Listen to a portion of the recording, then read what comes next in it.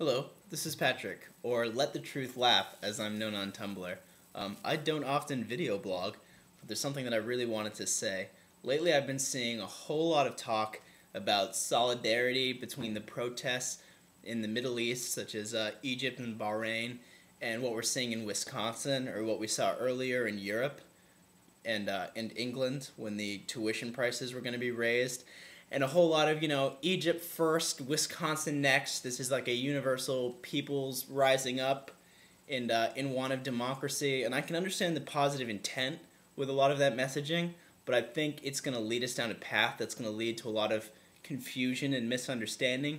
First of all, we had that problem just in the Middle East, when people were drawing too many analogies between what was happening in Egypt and what was happening other places. For example, in Egypt we have people who are protesting against Mubarak, trying to form a more democratic society and retain their human dignity and their human rights. And while yes, there's an element of that in Bahrain, what we're also seeing is the Shia minority also protesting for more rights from the Sunni majority. And when you start talking about how all these protests are one giant main swell, you run the risk of spreading along the misconception that all of the Arabic world is one giant monoculture.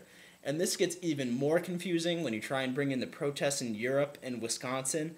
Yeah, I understand that the protests in the Middle East were very inspirational to a lot of people who weren't involved in them. I found a lot of inspiration in what I saw in the Middle East, but I don't think it's for us in the Western world to try and co-opt these movements and say what we're doing in Wisconsin is like what was happening in the Middle East, because it's not.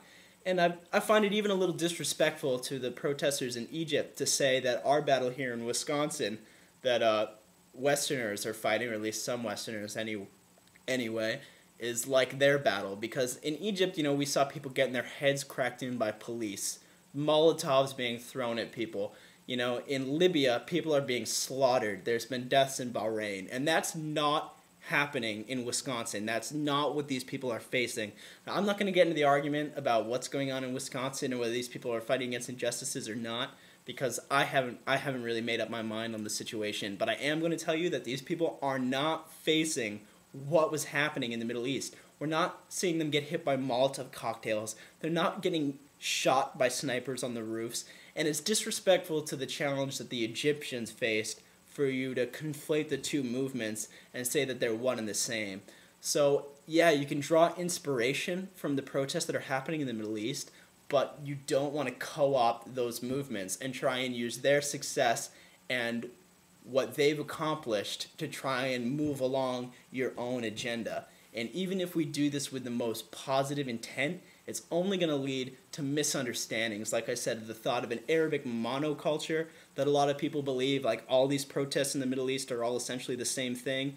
And then when you try and use that to bring support into European and American protest movements, you're just doing a further injustice. And I think it's disrespectful to everyone involved. And I've seen a lot of that, and I'm just figured I'd make a warning against it. So, thank you.